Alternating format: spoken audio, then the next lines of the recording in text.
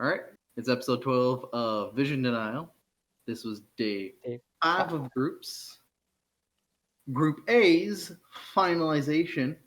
Uh, 2 slots down, 6 more to go. We're going to discuss the results game by game and our chagrin amongst a lot of different things, as well as, and I'm going to give a preface. Our question of the day is going to be the question of the day throughout, and then I'm also going to put a theme across all the games for the day. And the question of the day is literally, what's your grade for the teams that were eliminated for their entire play? We'll get that at the end. Yep. My name's Sebastian. Josh and Connor join me again.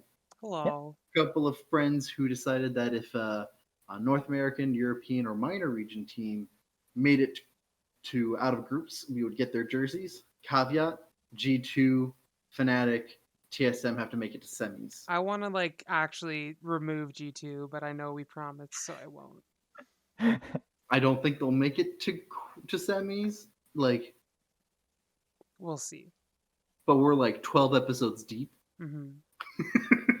We've already made an amendment to this promise. Well, technically, it was never an amendment. It was what me and Connor understood. But yeah, you're right. Anyway, continue.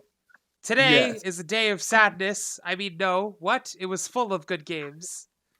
I mean, yes, but I think we got to take away from today. I know I'm jumping way ahead, but we can, as North American fans, we can walk away with our head held high, which is as much as we could have expected coming in with a lot of these groups, you know? It's as much as we could have come in with so many people being so oh, NA is going to get dumpstered on, and yet they were probably the best performing team of the day. Yeah, it's sad. After today, no one can say, oh, Team Liquid is absolute trash. You know what I mean? No one can walk away saying, North America doesn't have a chance, yada, yada, yada. We had a very respectable showing. That's solid.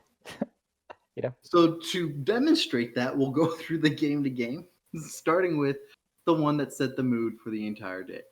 We have Team Liquid versus G2. Team Liquid was on the blue side. They went from Set, Callista, and Syndra in round 1, and then Lulu, Hecarim. And then G2 went Volibear, Ashe, Echo, and then Tahm Kench, Silas. Not gonna lie, this draft was hecka boring. I mean, I guess, yeah. Everybody could have been like, oh, the Lulu top. And be look, this is the 4th time Lulu's been top. Also, maybe it's more of a hindsight thing. I don't know. But I was watching this game being like, why did we pick Lulu top? I know on paper why we picked it, but I don't know, man. It just seems like a really weird pick to do. And when did they even pick it? Hold on. Honestly, I think that if you put Lulu support in Set top, it wouldn't have been good. I think Lulu's a lot better as a support than she's a top laner. Okay, but what do you need the Lulu for? To help the Callista. Okay, but there's... And Lulu's kit inherently needs more gold to get ahead for her to be effective. Unfortunately, due to the inherent nature of her kit, she needed a higher gold income, and the only lane that is remotely appropriate for that to happen is the top lane because of the long lane and the fact that she has soft slows. And so it's easier for her to harass it. The unfortunate thing is that they picked it so early in on blue side. Don't think that's... It was 4th pick. I think they didn't protect it enough, I think. Yeah. This was just misexecution, honestly, more than anything else. I know there was no way for them to pick it later than they did, but I don't know, man. I feel like Lulu almost has to be a counter pick if you're picking your top. You can't blind her, really. I think they were expecting the Volibear to go top lane. which But like, I Mhm. feel like that's like a bad assumption. that's a bad Yeah. assumption, especially for G2. Yeah. Yep. I don't know. Like I feel like like I feel like this is like another example of like NA being like, we've got to read on the meta. We're fine. I think honestly this composition was just fine. It's just that they were expecting a much bigger advantage, and unfortunately, G2 just did a slight pivot. Because I do think honestly that if they did pick the Volley Bear, they were picking it to go top lane, Mhm. given G2's history. Um, I don't think they would have pivoted to jungle very much, and I knew that the Echo was going mid. So given the fact that it would have been like Ashe ADC, Echo mid, Volley Bear top, Mhm. Lulu's not a stretch, especially since you saw the Tom Kench. And then they just picked Silas because they're like, oh, we got like a whole bunch of ults here Silas is really good for. And then they're like, decision, do we put Silas top or jungle? And I think the execution would have not changed either or in this situation. Sure. I think Lulu into Silas and Lulu into Volibear comes up still Lulu favored, just more so if it was Volibear than if it was Silas. Just, you know, it came down to the fact that they were playing the early game much better with a better Mhm. execution on neutrals, even though they were late, and they were doing better picks with their teleports and globals. Yeah. They use the Tom Kench ult into the fight and stuff. Yep. Yeah. And honestly, I think this is a much more respectful game out of G2 also. Yeah, well, Yeah. I definitely hope that they would have made more respect during this game, considering how they lost the last one, right? So like, Yep. if they didn't Yep. show respect in this game, that would have just been like the stupidest thing ever. Yeah. Honestly, I don't have too much more about to say about this. I'm pretty disappointed in the Lulu pick. I feel like Yeah. like I you're feel like not drafting against maybe even the head from. yourself. Like you're Yeah. not a super rigid team with like negligible amounts of flex. Like G2 was the team that played 5 people playing Pike. Like if there was a team that was going to be able to maybe flex something, I feel like G2 would be one of those teams on high up on that list. Sure. Yeah. Yeah, of course. So yeah, I'm kind of just like, I saw the Lulu, and then as soon as the first kill on Lulu got put in, I was like, oh boy, this is how this game's gonna go. Mm-hmm. Well, moving on then, I guess. Next up, Yep. we've got Machi versus Yes. Suning. Yep. Machi on blue side with the first pick, Syndra, followed up by Mhm. a Volibear Ashe. Mm-hmm. Then after that, we've got a Jace Nautilus to round out their draft. Then Suning picks up on red side a Galio Graves, followed up by the Bard. And then we've got a Jin Aurelia. Ooh, Aurelia. I have Is so that the many first Aurelia questions. so far we've seen? We had it banned once, so yes. Cool. Yeah, it's the first one in the game itself. Mhm. I have so many questions about Suning's draft. Suning, why the fuck would you pick Jin when you picked Graves? And then you also have Yep. Galio, and you have Bard, and then you're just leaving Aurelia to be the only piece of your sustainable damage, and it's going to be split pushing most of the time.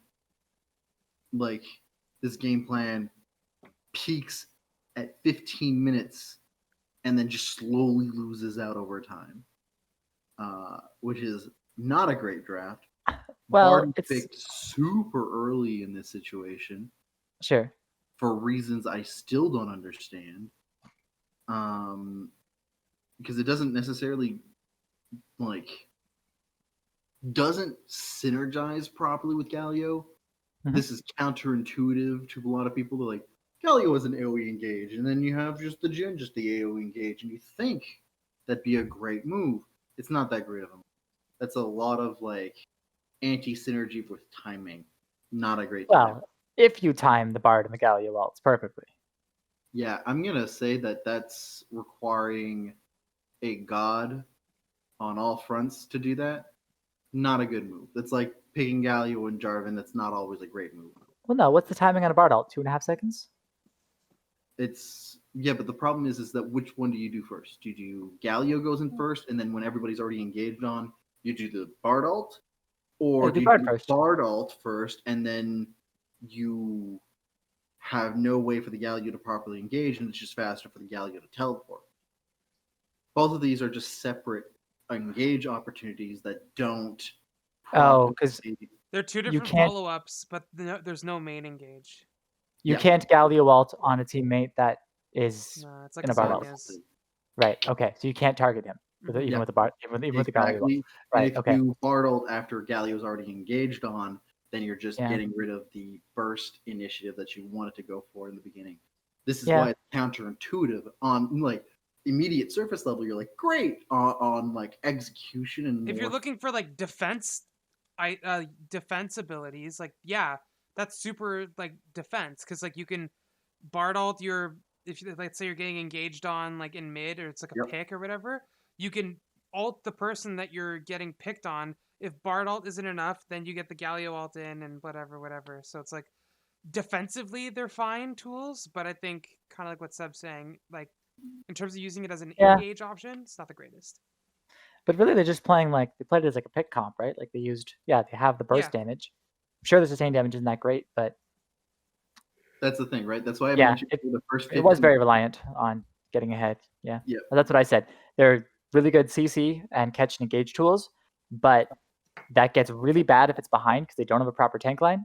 Yep. And if they can't just burst somebody and win a fight, if that whatever Volibear gets tanky enough to survive the initial engage, for example, they're going to have a hard time. And then for Machi, the only problem I have with this composition is that it's very AD front load heavy. Mhm. And that, and this is a theme, lots of teams on blue side, for some reason, are picking heavy ADs with their mid laner as an AP option. I don't think I like that too much. Damage variety is very important. Granted, that's mostly important for early games. Late game, it tends to not matter as much. But still, this was if there was a tank, like any tank at all from Suning's side, Machi's draft would have worried me a little bit. But I think you can't completely ignore the fact that Volibear and Nautilus do magic damage. It's not a lot, but not significant enough for me to be like, yes, this is definitely the damage profile. We have mixture of magic that is equivalent to the mixture of AD. And like given how early game centric this meta is, not as much. Granted, Suning played their vision and their picks super well. Yep, the Bard ults were really good. Yep, and they ballooned everything, kept the strong neutral controls, and team fighting, and it was a super clean close by them. Just their drafts are weird. Why are they drafting this? Yeah. Anywho, that's all I got to say really about this game. This game was very sad for Machi. Yeah, I mean, I think Aurelia was one of the things I said I wanted to see, so I'm happy with that. So. All right. Next game on the trends of what's happening against who with the drafts from teams against Machi. We have G2 versus Machi for the third game of the day, where Machi could have played spoiler. Yep. Josh, you want to take it away? Sorry, I got a text, so I needed to reply to it. Suning versus Machi? No, we just finished that. G2 versus Machi. G2 versus Machi, yeah. G2 versus Machi. Sorry, I really had to answer that text. No worries. G2 versus Machi. G2 on blue side has a first pick Lucian, followed up by a Lilia Shen, so that's good. Then they round out their draft with a Rakan Jhin. Then we go to Suning on red. Suning picks no shit. Machi. Sorry. Machi on red. They pick a Orin Graves, followed up by an Oriana, and then they go Ezreal Alistair. My question here is G2. You and Suning have this theme of like, what the hell are your drafts today? Like, all right, cool. The Lucian's a super strong power pick. Great. You know what else is a great power pick that scales significantly better and makes it so that gold leads become irrelevant at 25 minutes? Ornn. And you just let that one slide by. And your answer to that was to get a Shen, and it made you very easy to read that your entire comp that you were looking for was Shen, Lilia, Lucian, Twitch, Rakan. And Machi called you straight the hell out and banned the Twitch in round 2. Blue side is the only side that should have a Twitch Rakan ever. Like I mentioned like episodes ago, if you let a team on red side get Twitch Rakan and you lose, you should probably not play in the tournament. Oof. And the team that did lose to that isn't in the tournament anymore. So Boom. It's fine. The team that got away with it isn't in the tournament anymore also. Yeah, so my note was, so Lilia's like really their only magic damage, like sure, Shen Rakan as well, but like don't have a lot of magic damage. And it is more like burst centric into CC. So whereas Machi's comp scales really, really well. I know you were talking a lot about like look for a certain time, like the transition. My note that I made before the game, now tell me if I'm right or not about this. What I said is when Ornn gets his level 14, I want them to be behind by 4k gold or less. Yep. That's what I said. So if Ornn hits 14 and they're like in the game, like haven't lost inhibs and soul and stuff, and they're down less than 4k gold, cool. And they were down 4.8, and I was like, okay, so they're behind, but they're still like in this, like the scaling is still good per se, like they're not out of this yet. And then they lost a couple fights in a row, and then it was 12k, and that happened. It's better usually to put minutes because it's easier to time levels to the minutes of the game. I put 15, 20, and 30-minute spikes are important to look at, right? And that G2 needed to make sure that the first 10 minutes, they were in the lead in the first 10 minutes. Okay. So I put the first 10 minutes, G2 2.5k. At 15 minutes, it was 3k lead for G2. Still within that 4k, like you mentioned, because that's the right check there. And then at 20 minutes, G2 was at 4k, and then at 30 minutes, they lost. Yeah. So, like, G2 here also showed a hell of a lot of respect here. I think their draft is whack. Like, immensely. And I unfortunately think that Machi was panicking a little bit. Yeah. Which is unfortunate because they were playing so calm and collected up until this match. But I gotta say that that you're right, Connor, for like catching the 4K or less, because I put here at 20 minutes that G2 was not ballooning fast enough, given that Machi had an Ornn and the Drake advantage. Yeah, so question marks for G2 in the future if we keep letting Ornn go through. Do we think this is more G2 cockiness, or do you think they just prioritize differently? I think it was no less cockiness because of the way they played in the game showed a lot more respect for Machi, and they seemed to be prioritizing the win conditions properly. They were just not executing on it fast enough, and weren't putting the pedal to the metal fast enough, given the spikes and the win condition out of Machi, which was survive up until a certain point within a certain goal threshold with the right neutrals. And honestly, my last note. Yeah. What? Go ahead. Connor, go. The last I had was like, so you can see like Machi's comp here is almost a bit of like a wombo combo kind of comp where they're doing like, okay, Alistar jumps in, then Orianna's Shockwave, and then Graves and Ezreal throw their ults over top of that. We got, Ornn throwing his like kind of like, okay, all of these abilities have like that 300-400 range kind of thing where it's like that AoE from that mid-range AoE that just bursts, like Shockwave pulls them together and we just burst everything into it and blow someone up. Cool, great. However, you're looking at G2's team comp. They're not playing like 5 champions that are going to like stand tightly knit grouped up together. Like Shen is usually going to be ulting in on top of somebody, jumping in, and then immediately taunting, so moving away from them. Lilia's going to be running around in circles. Jin's going to be crazy far away, using his W at alt half the time, right?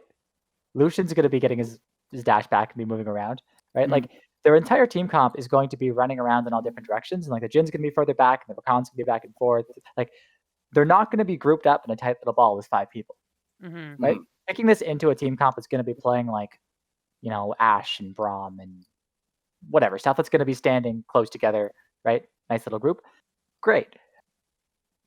But they're playing this team comp that's going to be dashing around, being around, getting move speed, moving, right?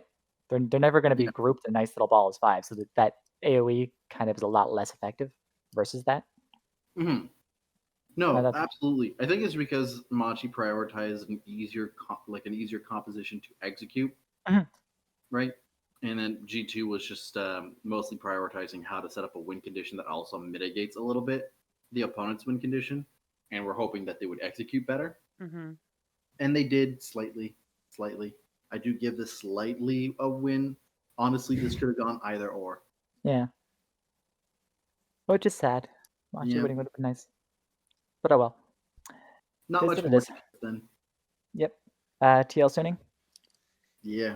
This game, I thought, was gonna not go the way it did at all. So I was floored, honestly, when I saw the first couple kills. I was like, oh my god, is this happening? Oh my god, it's happening. Oh my god! So Suning versus TL. Suning on blue side. First pick a Graves into a TF Jace. And then they pick a Senna Tahm Kench for safety. I don't like this. TL on red side pick a Set Lilia with a Malphite, followed up by a Jhin Bard. Why draft? My first thing is that I think it's really interesting to pick an immobile AD carry such as Senna into into a Malphite. I know Lucian's not the greatest AD carry, but I don't know. I feel like it wouldn't have been the worst thing in the world to do that. Forget Lucian. They would have been much better off. That should have been like Syndra Tahm Kench. At the very least, if you draft. That too. Would have at least been a little bit better.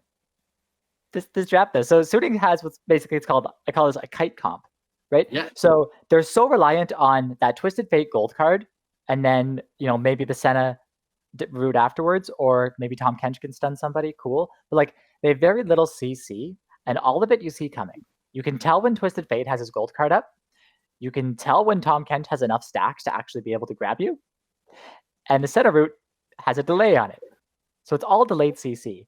And what I loved was the instant QSS out of the Bard. Because the only CC that's coming at you is all very, very telegraphed.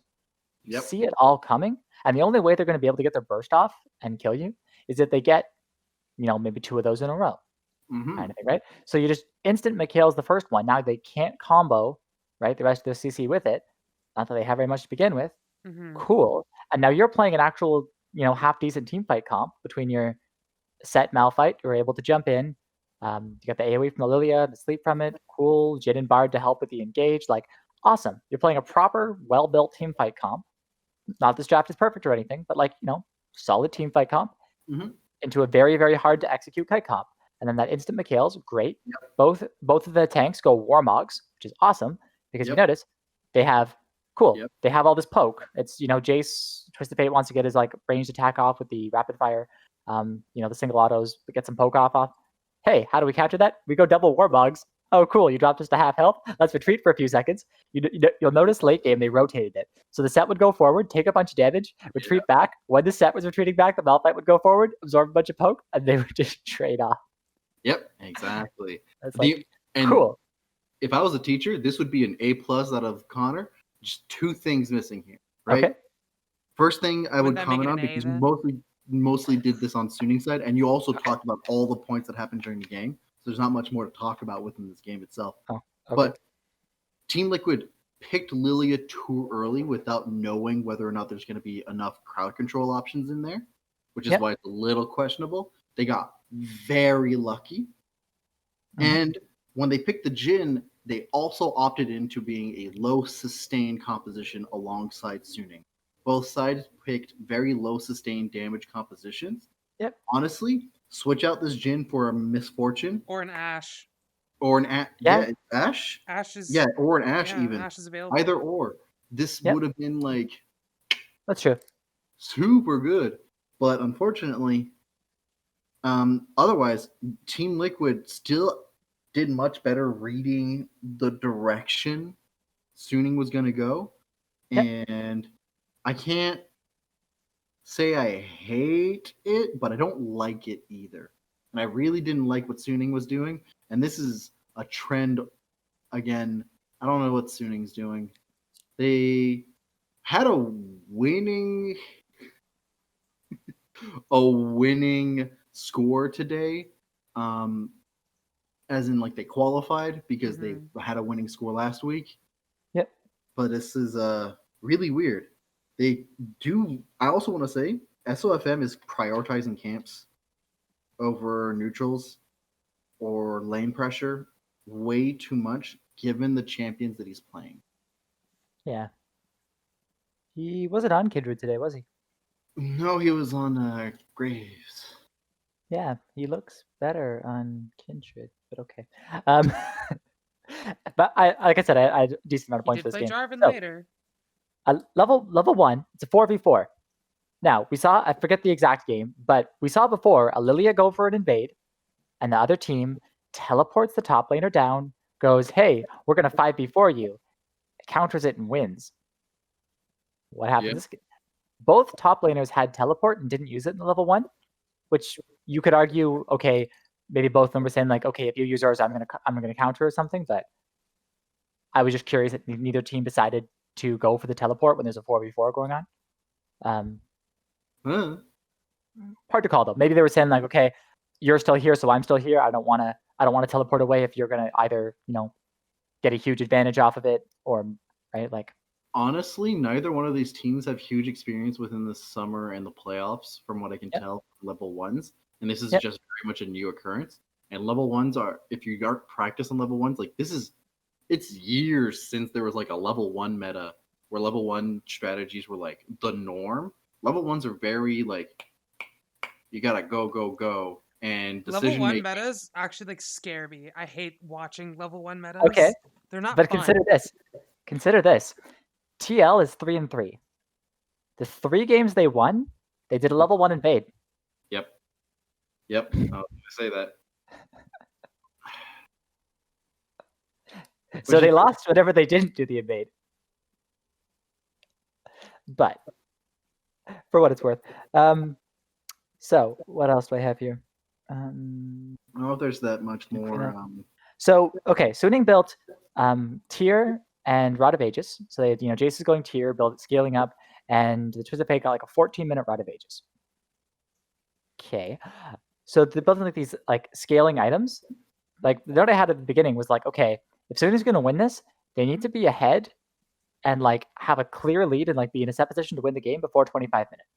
If it gets late enough that the like Malphite set are like online, get the multiple tank items, get the Warmogs, like we mentioned, they're not going to be able to get through that. Right? Like they get Jhin to like 3-4 items. Yeah, they're going to win. Suning needs to get a lead before that. And instead, they go Tier and a Rod of Ages that won't be fully stacked up until 24 minutes. So they're kind of delaying their own power spikes, per se, when they're going to get outscaled. Like, not that building lethality into a Malphite's going to do well, but like I don't know, maybe Rush Black Cleaver. Look, I know, but this is one of those things where like you can clearly tell that people are going on autopilot. yep, So like it's real unfortunate. yeah. Yeah, and I discussed why I love the McHales. Yeah, they also picked a comp that made Ninja Tabby super effective because even Twisted Fate really relies on autos. Yep. And gets the damage off through autos. So the fact that it's Twisted Fate, Graves, Senna, Jace, like they're all going to be auto attacking you, so they made that really, really, really efficient for tanks. Mm-hmm. And unfortunately, they're auto attacking you in a way that will require more burst than sustain, so that there's more benefit out of it. And Frozen Heart was also built by the Malphite. Frozen Heart really early made me chuckle. Yep. It was good. Yeah, it worked. Like at the end of the day, this is one of those things where like the draft straight up beat them. Yeah. Despite the fumble and the choices. Frozen Heart still works against Senna. She doesn't build attack speeds, but it's a set attack speed, so it still takes effect. It still makes her attack slower. It's 15% less damage she is doing. Basically flat out, because it's 85% attack speed. I think that's about it for the game. There's not much we can really discuss. Talking about like these builds feels very weird, considering how like you're like, yes, the tanks got big tank numbers. The tanks did tank things. Nope, I'm just mentioning Warmog's Frozen Heart was the right items. Yeah. That's what I wanted to say. They didn't get baited by Boris. Like, correct item builds, cool. So, next game, Team Liquid's back up again on blue side against Machi. Yep. Team Liquid ekes out the win in this one, and they go a first pick Syndra into a Shen Lilia, and then they get a Pantheon Senna. Machi picks a Ornn Lee Sin combo, followed up by a Kassadin, and then they finish out their draft with a Ashe Bard. Holy crap! This is like the 101 on how to play Pantheon. I loved it. So good. Player of the day for me is Core JJ in this game. I loved it. I was entertained. The dude's walking around level 2. Everyone else is level 4, level 5. And the dude's walking around level 2 with just Q and stun. And he's like getting kills left and right. I love it. Absolutely incredible. Rip a couple Pantheon of things I want to point out with this draft that really put Team Liquid on a timer. And I wrote down they had a timer. They picked Syndra first and let Ornn go through.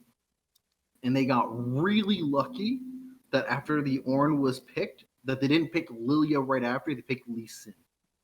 I didn't totally hate the Lee Sin pick, but I was kind of like waiting to see what else they would do from it. And after this, the rest of the picks are fine. It's literally just the two first picks from both sides really created a lot of questions. And I thought it was unfortunate. If you're not SOFM, I'm not excited to see you play Lee Sin. Yeah. Yeah. And I mean, that's a very fair assessment. I gotta say, given the context of these compositions, I'm very happy that Team Liquid this time had sustained damage on top of the burst damage. Okay. People would be like, what do you mean? There was a Syndra. Isn't that a burst mage? And then they had the Pantheon. I'm like, look, between the Pantheon and the Syndra, they have composite types damage. They have burst and sustained damage within their kit, meant specifically for initial burst trade and then long prolonged fight. Right? Yep. It goes Conqueror, for example, Exactly. So I was very happy. And Lilia continues her passive stacks. Because if it was just the Syndra Lilia, I would have been like, there's not enough sustain within this comp. So the fact that they added the Pantheon into it, very happy to see that. Most of this draft after that was kind of There's nothing exciting. It's very by the books, and I'm very happy to see that it's by the books because these are the two strongest drafting teams out of this group. Oh. Just this starting was weird, but they both recovered. Yeah, my other note was they correctly punished a pre-6 Kassadin. Yep. Great. Dive the Kassadin pre-6. He can silence one of you. Cool. Not to mention, the dude was level 16, and all he had was a catalyst. He had like a catalyst and like 1 AP item or something like that. It was Yeah, great. he was level 14 with a catalyst, and then by the time he got level 16, he finally had the Roa and Tier. That's it? Yeah. Yeah, that was he his had item like build? Nothing. It was actually amazing. He was punished. I didn't know he was that far behind. He was that far behind. Yo, that hurts. That hurts. I literally wrote both comps have similar spikes in power, but like Team Liquid had to have a very controlled tempo and the pace at 15 minutes as well as the lead. And Monty had just the slight scale advantage that at 30 minutes, that's when they started winning. And at 15 minutes, Team Liquid had a 7K lead and the entire tempo. So, Team Liquid properly recognized when they needed to be in control and really pushed it and never let the game get to 30 minutes. Mm-hmm. Ooh, yeah, okay. End of the game, Jensen has 4 items in boots. Mission has uncompleted Archangels and a Rod of Ages. Yep. And if Codex, I guess, but yeah, okay. It was a rough game for Mission, man. Yep. And with that, we get to our last game of the day. Like official game. Suning versus G2. Suning on the red side, G2 on the blue. Suning pick up a first pick Syndra, followed up by a Camille Ezreal. And then they finish out their draft with a Bard Jarvan.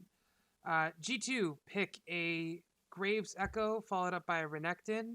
And then they get the last 2 picks of Senna support and Kalista ADC.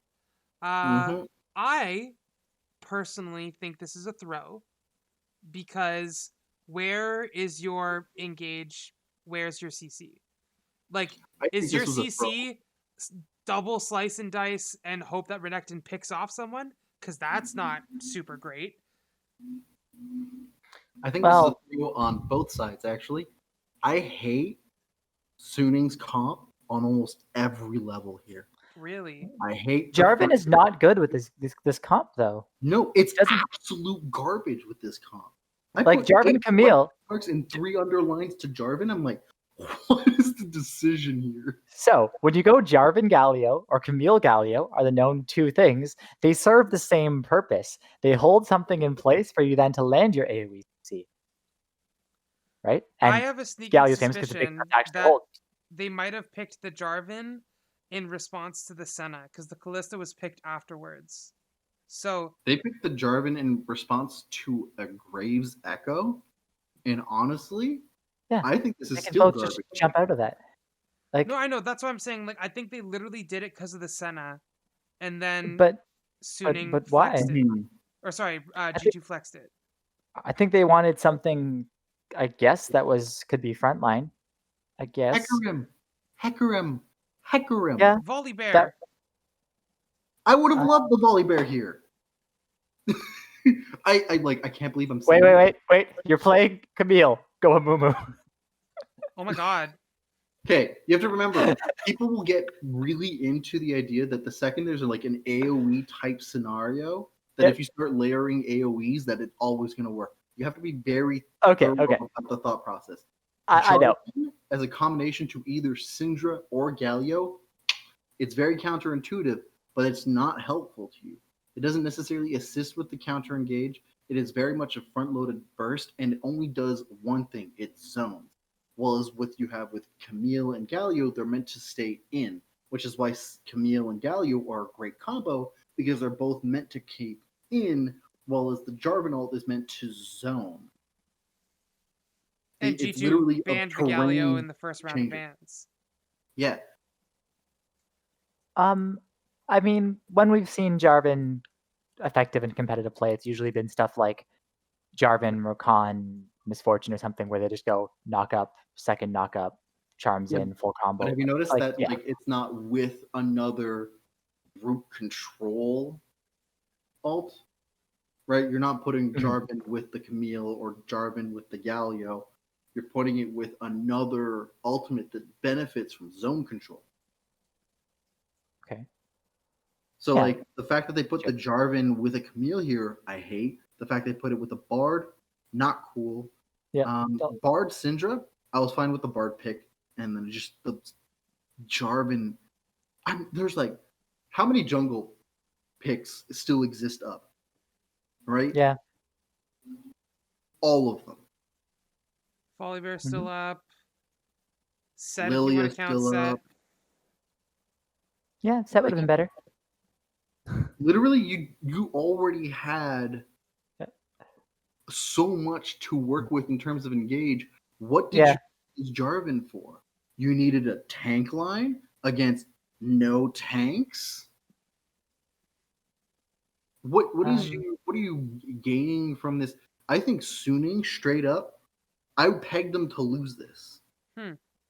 Yeah. I pegged those like the problem with this is that like, and I wrote this. G2 had a great amount of sustain that existed with this comp. All of these champions sustain very well independently on their own, given with items. The issue here is that they have to make sure that they have their itemization by the 10-minute mark so that they don't fall off with the power trough in the mid game. They're very weak in the mid game, and But the they fact also that have no like engage though. Like how are they supposed to get fights done? they have so much disengage. That is a thing that is very hard to miss with this. The engage that Suning has is so difficult to like straight up land in this composition. Right. Because think about it. You think Senna is really easy to engage, but you have a Callista that literally just yonks her out. Callista gets out of that wall easily. So does Renekton. So does Echo. So does Grave. Jarvan is your main form of engage, and that doesn't help. Bard is a difficult engage to go with. It's a great re-engage, but the fact of the matter is that there's still so much mobility that exists within G2's comp that They can like dash out of the our alt as it's landing. Yeah. all Yeah, of but these Camille's like engage amazing engage though, and again, like I feel like you guys are like That'll work. not Sure. hammering them for the fact that they have literally zero engage besides like a Renekton flash slice and dice. No, you're absolutely right. This is why I mentioned that like the fact of the matter is that G2's weakness is literally in the mid game, and Suning recognized both of these comps I don't like. I just like G2's better because theirs answers the engage options that Suning has. I mean, Because the guess. Suning doesn't have an easy engage. They don't have a point and click stun. They have skill shot engages. All of them are skill shot engages. Right? Yeah. None of them properly keep them in, other than Camille, which only keeps one in. And even then, the one that it's probably going to be aimed at is the Senna, which was seen in the game plan. And unfortunately, G2 straight up fucked it up at like what was it? Senna was the last pick, so it's not like they were planning on. Callista was the last pick. Callista was second last. They picked Senna, then they picked a Bard into it, and then they picked Callista. That's why I was saying I think they picked the Jarvan specifically for the Senna, thinking Senna was the ADC. I 100% agree, which is why I thought this was really great from them to pick the Callista, because then they added more mobility to it and allowed a safety option for the Senna. Was okay. I wrote that down backwards. My bad. Yeah. So like out of all of this, I prefer G2's comp mostly because it made Suning's comp significantly harder to execute. And honestly, the absolute disrespect out of Suning, one, I greatly appreciate it. Suning, I'm so happy that you decided to put the smackdown on G2 in such a disrespectful way. There's a bit of catharsis that came from this. Teleport Ignite. And Camille then had Teleport Ignite. As well as Camille. Oh my god. I didn't even and know then she had the rune. I don't remember what the name of it is. It's the one that lets you have a random rune every 10 seconds. Yeah, it was Omnistone, Teleport Ignite. Now, the big brain play here is that if you have the Omnistone, you'll randomly get the spell book and then just swap Flash into it when you get that. But, like, it never happened. But like this is absolute disrespect out of Suning with a really garbage composition that somehow G2 misplayed the whole thing. And you know what? Catharsis, Suning, I appreciate that you absolutely dumpstered G2 with so much disrespect, but also don't do this again. Like you know much better in the future not to do this again. I feel like this is actually revenge for their previous matchup. Revenge for NA. I mean, I feel like my notes here. So G2 would start a fight, it'd be like 3v3, right? Like, okay, whatever, 3v3 fight, but it would still be going, and they'd be like kind of poking and prodding at each other like 30 seconds later, and the other two members of Suning would show up, and all of a sudden it's 5v3, and G2 is like pushing top lane. Yep. And this had happened multiple times. It's like, okay, so Suning was rotating down to the fight, so teleporting in or whatever, and coming to join, and G2's like, yeah, we were planning for a 3v3. Okay. Yep.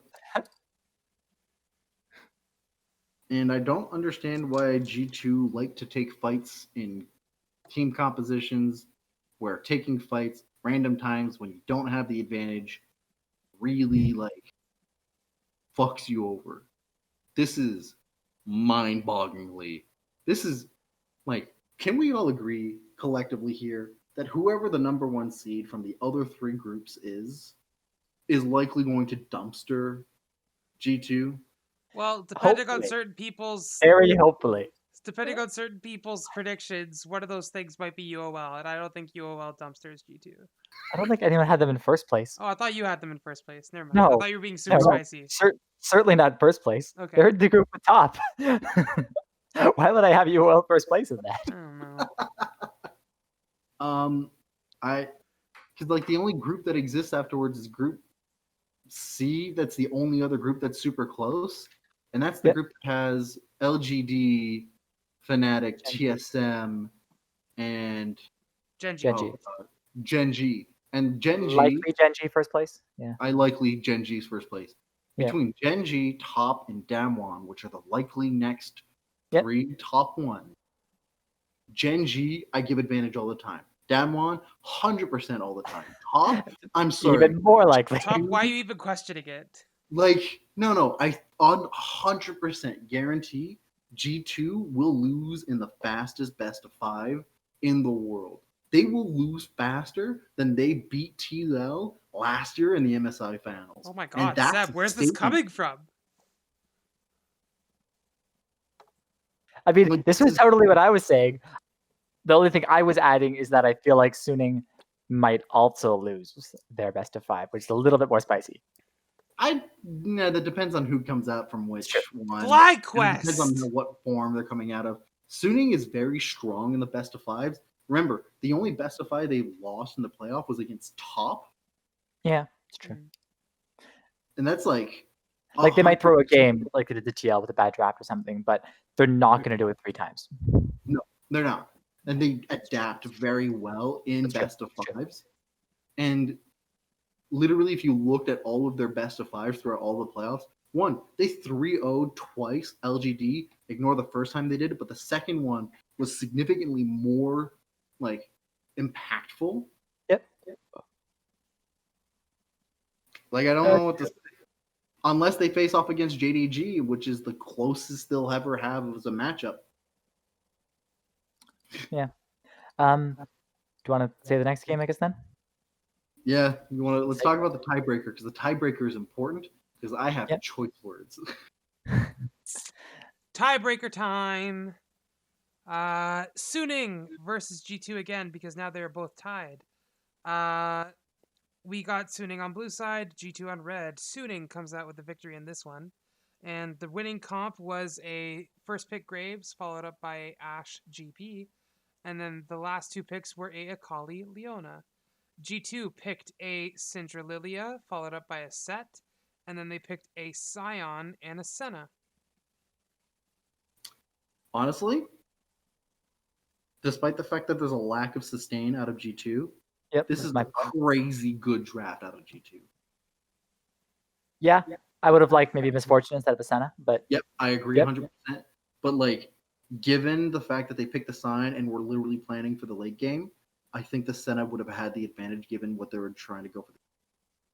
But I agree. For if you were to like match for the sustain, Misfortune probably would have been a better pick. And I don't understand the super heavy. We're gonna do 3 AD in the first round and then What is this? 1 AP option. Suning, your drafting makes no sense in these best of ones. It's very bizarre. And Yeah.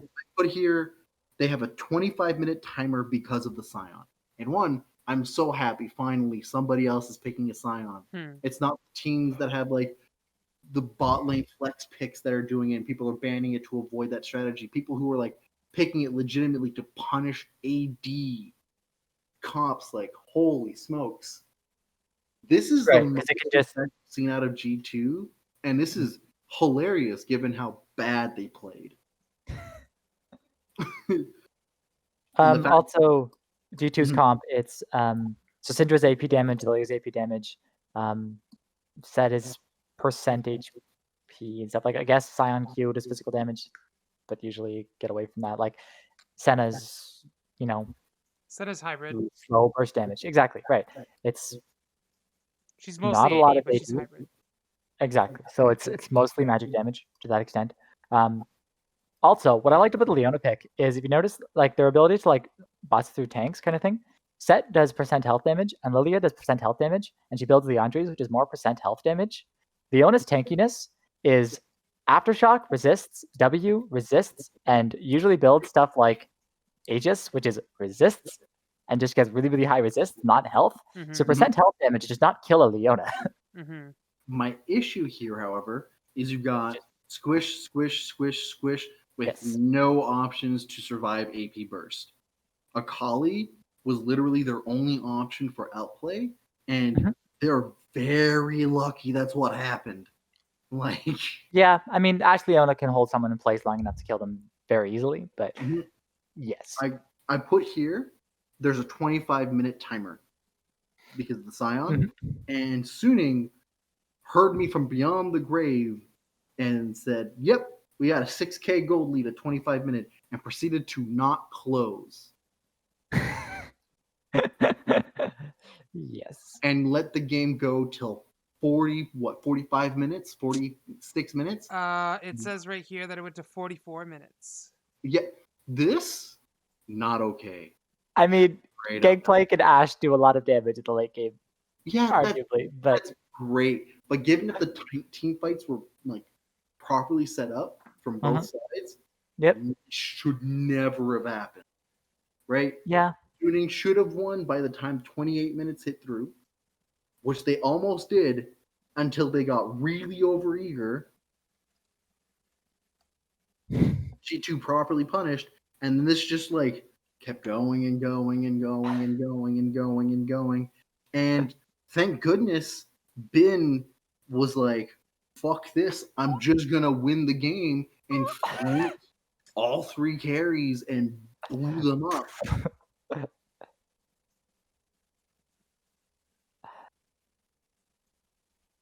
That was my play of the day, but it shouldn't have been necessary. No, it shouldn't. Yes. You okay, Seb? Doing okay? Doing all right. These are the 2 teams out of Group A that are going, and this is the worst performance out of the expected winners out of this group. Like, everybody was like, yes, if we're going to do this conservatively, and everybody's being conservative about the predictions, we are expecting either G2 or Suning to get out of groups because Europe, China, this is all the groups are Europe, China, or Korea, depending on who's who, right? And yet, this is the 2 worst performing teams given the games that were played out of the top 3 prospects. If you had to grade them, Seb, how would you do it? How would I do? Well, I don't start with like completely revamping both of these drafts. 100%. I want whoever their analyst is fired. Oh, yeah. Wow. Like, why go like Graves, Ashe, and then Gangplank? Like Gangplank is not a priority pick. It's not something that's going to be contested. It's the same thing. Like Like, honestly, you could have picked the Lulu and I would have been like, all right, this is cool.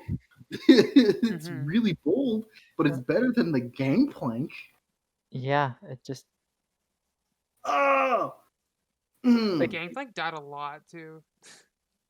The fact that the Gangplank ended up becoming a thing that mattered only 42 minutes after the game started. Like, Gangplank had zero presence Yeah. up until that one team fight. Heck, up until Yeah. that one pick onto 3 people. That's how much Gangplank needed to be a presence, and it took 42 minutes. I just can't. Who's the analysts? I will gladly replace them, and I'm unqualified.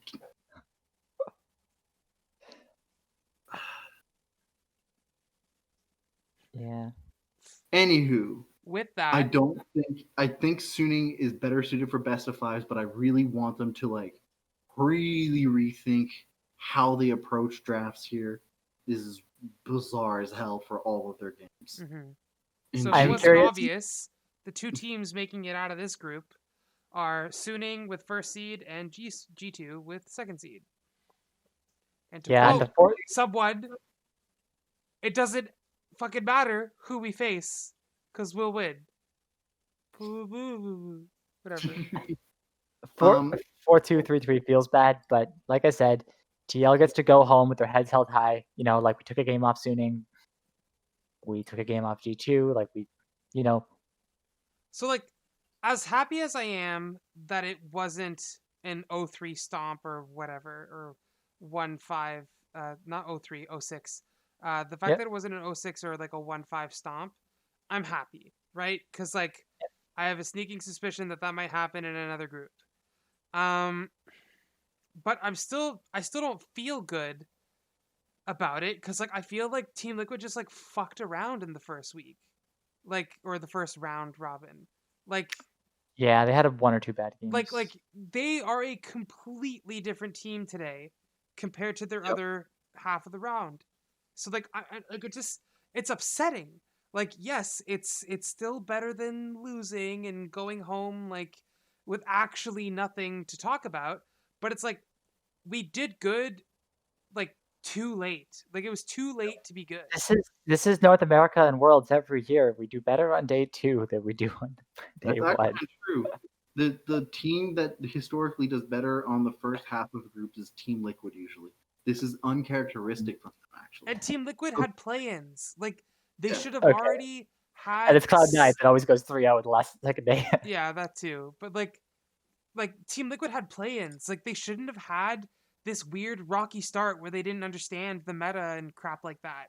Like we were Hon- saying in the past couple episodes. Like it's just Honestly, frustrating. and I'll point this out because literally the difference between the scoreline from Suning G2 and Team Liquid is that Suning and G2 did not lose to Machi. Mm-hmm. Yes. Yeah, that's the If difference. Team Liquid beat Machi on that day one, they would have been a 3-way tie, and whoever had the fastest game between all of them as a win would have been the one that automatically qualified to the quarters. And that's how the tiebreaker works because they all went 1-1, and whoever had the fastest, like the fastest average win time, did it. And given how fast Team Liquid beat G2 and Suning in both of the wins against them, they likely would have automatically qualified. And that's just unfortunate of the situation. It shows that the consistency matters more than the highs. And at the end of the day, where we expected Team Liquid to be consistent, I appreciate they went for some adaptability, but they were not fast enough on that, and it bit them in the butt. Yep. Like they tried to be creative in a super predictable way. So it was Yep. like what was the point almost? Like Sure. if your creativity is super easily spotted out and dealt with, it's like frustrating. And Right. the thing that like I find somewhat reassuring for me at least is that like not to rag on him, but like I thought tactical was going to be a giant liability coming to Worlds. But Oh, interesting. At least for me, just because like he's a rookie, like all that stuff, like Mhm. based off that. Not that he's a bad player, but like just like off rookie nerves and whatever. I thought if someone was going to be a liability on Team Liquid, it would be tactical.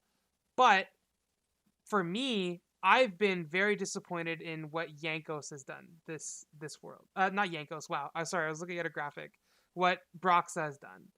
I'm Yes. not impressed with Broxa at all. I remember hearing something. I don't know in what game it was, but it was today. One of the casters was like, "Well, see, you can't do that with Broxa because you have to remember, Broxa's a jungler that only does good when he's ahead." And I'm like, what? Like that's what? That shouldn't be something that What a Scara statement to like say. it was, but that was frustrating to hear because it's like every player should be better when they're ahead. What is that? Like I forget what the rest of the quote is, but like it's something like along like he's better when he's ahead, and he's better when his laners are ahead because he can get himself ahead because I'm mixing up words, but it was like the message was something like if his lanes are ahead, he can get himself ahead, and that's when he's good. And it's like, so he needs his lanes to auto win to be good? Like, Okay, but it's like, hey, he did good, got a lead, and is therefore ahead. So now therefore is doing good and must be playing good because he's ahead. But wait, it's like the chicken came before the egg. What? yeah. This is where the statement becomes confusing, but it's very simple to put up as one thing.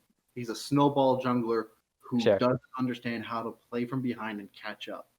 Contrast that to who their previous world-class tested jungler was, and who I cannot believe no organization treats him properly, Smithy. He could literally be dumpstered on in the first 5 minutes and still win you the game because he doesn't care at what game he is or if he's ahead or behind. He knows exactly how to play out his particular power spikes and what points in the games he has to be, and is like really consistent at it. It honestly And makes me so sad that Meteos- he's rotting away on Immortals. Like, Meteos is good for that too, to be fair. Like, he could just die in the early game and get evaded on Zac, and then like still be useful in the team fights. And like there's a certain point where like which other jungler is in that position currently? Even in NA.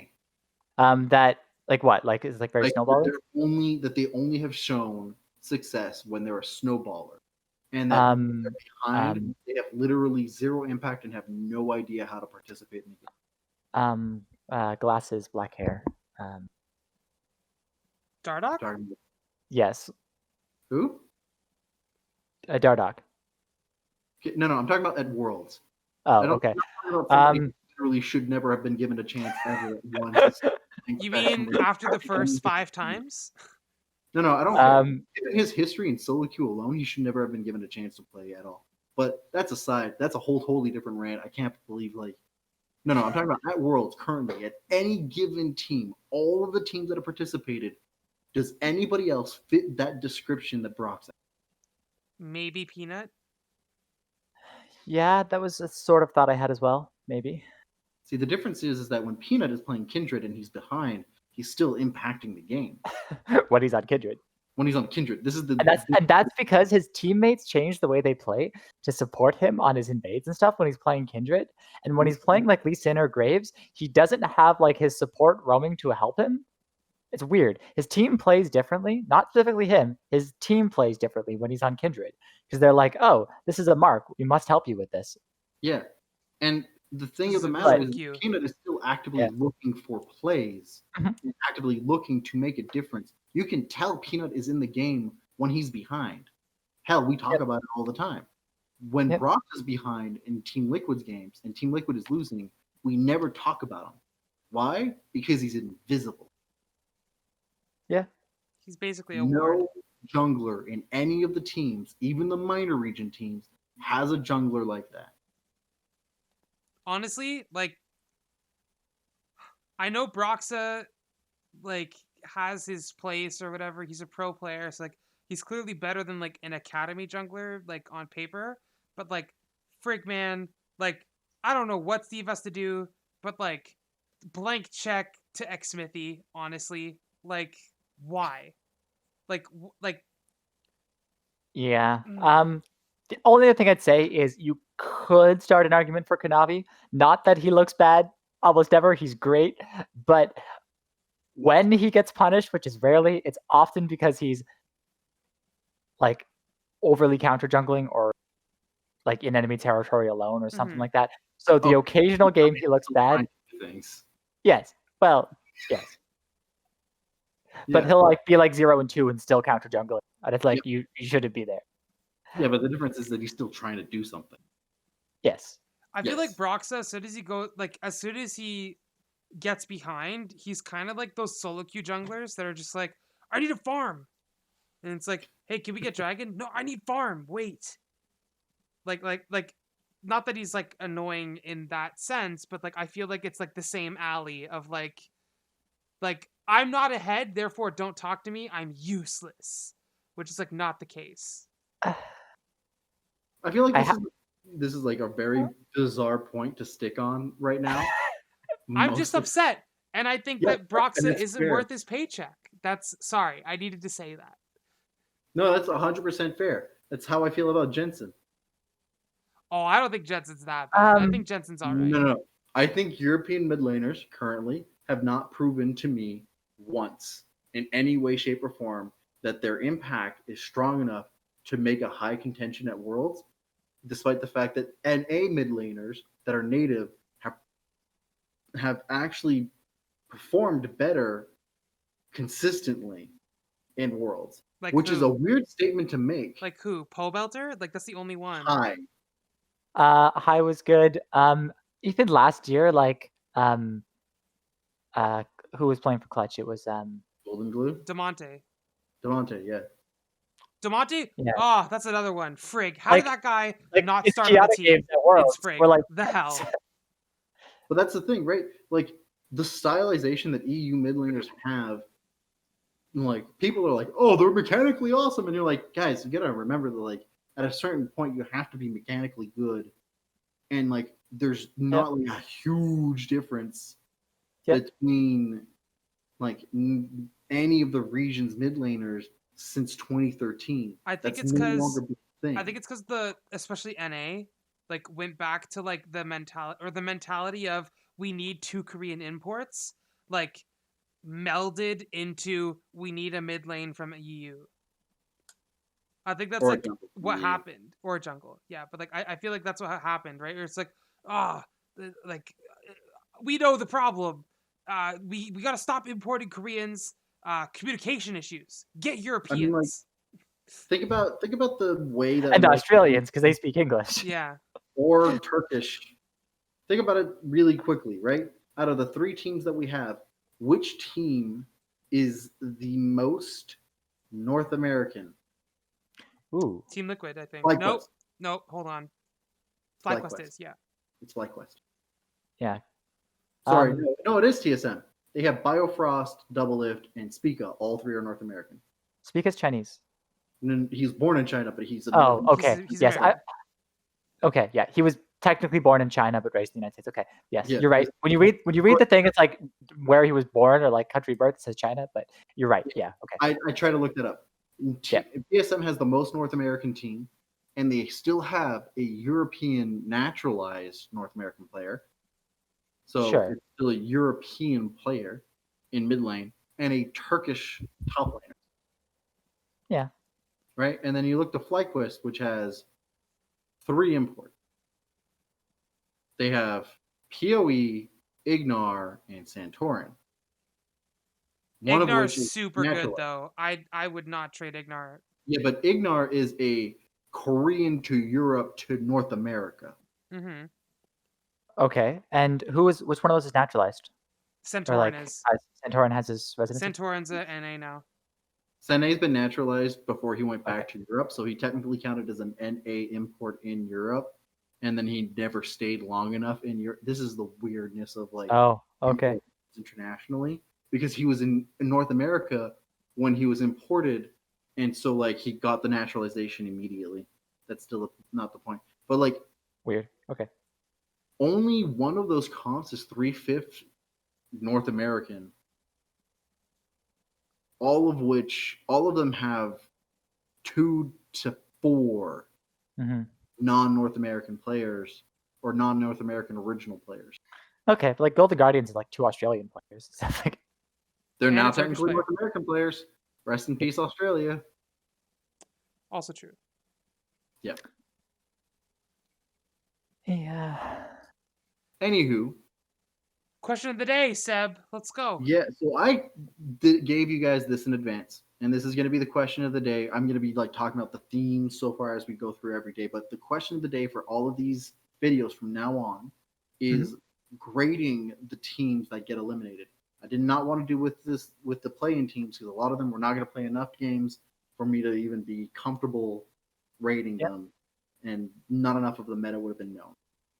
So I told everybody grade them off of 4 aspects. And from like a grade of 1 to 4, whichever way they wanted to do it, they would give them a letter of A to F overall score, where 15% of your note is for your draft, 25% of your note is execution, 35% of your note is vision, and yes, heavy installation on vision. Have you seen the name of this show? 25% on team fighting. So, for an example, for me with Machi, I gave them A for draft. This was the strongest drafting team of this group, and they've been consistent with it. B on execution, they're consistent to a certain extent, and then they just kind of flop it. C on vision, they have the weakest vision out of this group, and they had the weakest vision comparatively to all of the group teams so far, and it's very inconsistent. And then team fight, I gave them B because they also just have like the same kind of execution style to their team fights. So overall, given that grade, it ended up becoming just a B grade for them. How about you guys? What did you grade Machi for? Do you want to go first, Cotter, or am I going? Go ahead. You're already talking. Sure. So I didn't do individual grades. I thought it was one overall grade. So I just gave Machi a B minus. I forget where the numbers went. I had it saved on a little sticky note on my phone, but for some reason it's not there. But I gave them a B minus because I remember like writing down something like their vision wasn't super great. And I felt like their execution of draft was kind of meh. Yeah, so I think their overall performance is like a B minus. All right, and you, Connor? Yeah. So I gave Machi a yeah. I was converted. I didn't do the scores individually. Like I had like 11 out of 15 for draft. I guess it's like a B plus. So just because their comps were overall solid, and they would just draft like front to back kind of team fighting comps a lot of the time that were like, that's solid. You're not gonna lose off draft pool. But they didn't specifically try to like counter what their opponent's doing, or they weren't the best at, like denying their opponent's win conditions a lot. So and then I gave them a little bit lower scores, like C plus on like the execution and vision, because again, they were kind of playing their own thing, not specifically caring about who they were playing against or what their opponents were trying to do per se. Would be my overall thing for like just Machi in general. And then like I guess kind of like a same thing, like a B minus C plus with team fight as well. Just gives them like a B minus overall.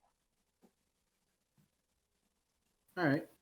And then for Team Liquid, I gave them their draft a B plus. They at least adapted when like after they fucked up, but I'll give them that they adapted and that they have a good recognition of what the meta was from it. Their execution, I gave them a B minus because boy, the inconsistency that came out of it is telling. 3 for 3 in execution or 3 out of 6 out of execution is not great.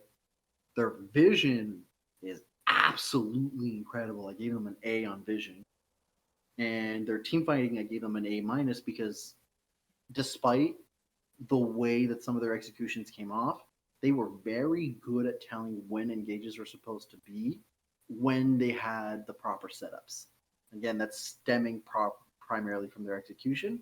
But when the team fights were happening and they had the execution properly, they were strong at that. So I gave him an A minus. Probably would have given him a higher score if it wasn't for like the straight up execution issue. And I just gave him a B plus overall. I think you're letting recency bias really boost up their scores. I'm also including their play-ins. Oh. No, that matters in this evaluation, right? Yeah. And since they play-ins,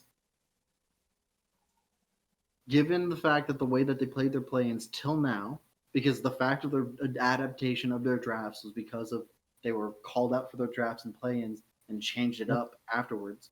That's why my score worked out that way. It's based off of their plays from play-ins onward. Yep.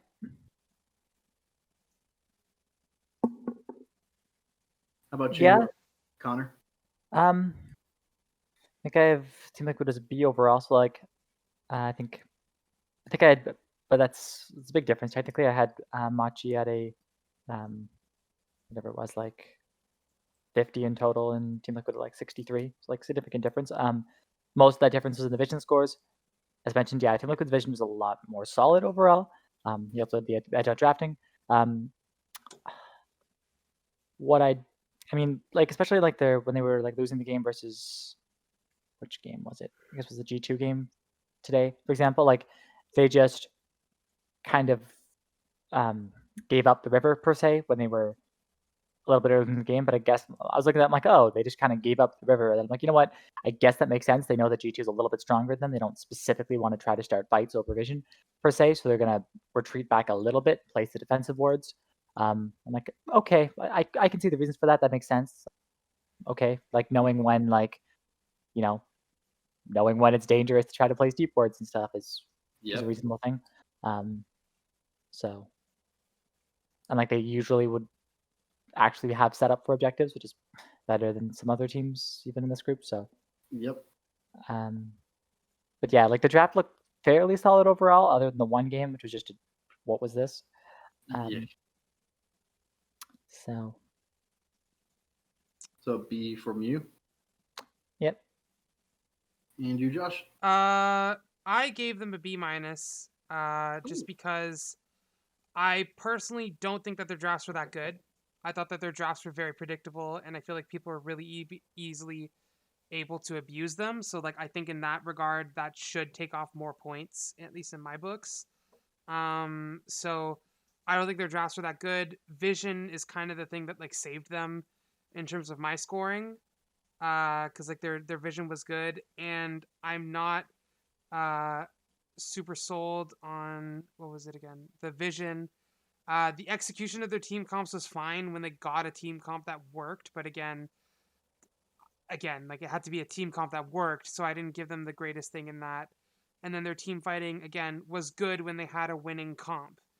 So I don't think they did that well overall, but I'm like I don't know where I'd put extra numbers, but like I'm fudging things because of what you mentioned with the play-ins, because I was just talking about groups. Mm-hmm. But even with play-ins, I can't give them more than a B minus because I honestly feel like, especially their drafts, we're not that great, man. I don't think you should be able to ever be in a position where 3 bans destroy your whole world. That's a very fair assessment. Like if any of us gave A to Team Liquid, I would have been like, that doesn't make any sense. Team Liquid today might have gotten Team Liquid A. today alone, I would have given an A. But Team Liquid for World, no. Yeah. No. They gave like a B mark between the three of us. I mean, I wouldn't be giving them the A today because, I mean, the Lulu. The Lulu's a big blemish. You're right. The Lulu was a B plus. Fucking. Oh god. How is that a good pick? Anyway, we're not. And We've been there. It's a good pick contextually. It's so badly executed. Again, the lowest grade I gave him was execution, because this is the most inconsistent execution I've seen out of them. Anywho, score updates. Josh has 3 more points. Connor What and did I he get have right? 1 point. Suning. Oh, you picked the tuning first? Mm-hmm. Well, I mean, I think most of us did. The difference here is that you also got scores right Josh. That's true. Which means that so far in the total of scores, holy shit, I gotta go back a lot. Oh no, I should keep track of these much better. No, I had Suning as second place, but 4-2, so that's where my 1 point is. Your score for Suning is what gave you the point. Yeah. Yeah. That's what I'm saying. You, Connor, got 1 point. I got 1 point. I got no scores right. Oh, God. Here we... Oh, Jesus Louise. This is terrible. You know what? I'll figure it out. I'll keep track of... I'll figure out what the points are. But lo and behold, at the end of the day, Josh, you're ahead. If I remember the... Yeah. It was like 11-10-10 or something, or 11-10-9. Nice. It was 10-10-9 was before when we checked Sure. it. Yeah. So 10 for Josh, 10 for Connor, and then 9 for me. Now the score is 13-11-10. Okay. Josh has a nice lead. And if you look at the pick'ems, he's also ahead 7 points, baby. out of 16, which is, I mean, it's not, you're not, we all decided to be a little spicy. Mm-hmm. So, like, that's because it's fun to be spicy, but at the end of the day, yeah. Yeah. So that's the update on that. For all of you, how would you score the 2 teams that got eliminated? How do you think the 2 teams that went through will do? Are you as optimistic or pessimistic as we are? Let us know in the NA comments. doomed? Tune in Is next NA time. doomed? Ooh, I don't know if they're doomed, but you know. Thank you all those who are watching. We really appreciate it. We'll see you all guys tomorrow for Group B's discussion. And take a like and subscribe when you have the chance. See you all tomorrow. Bye. Bye.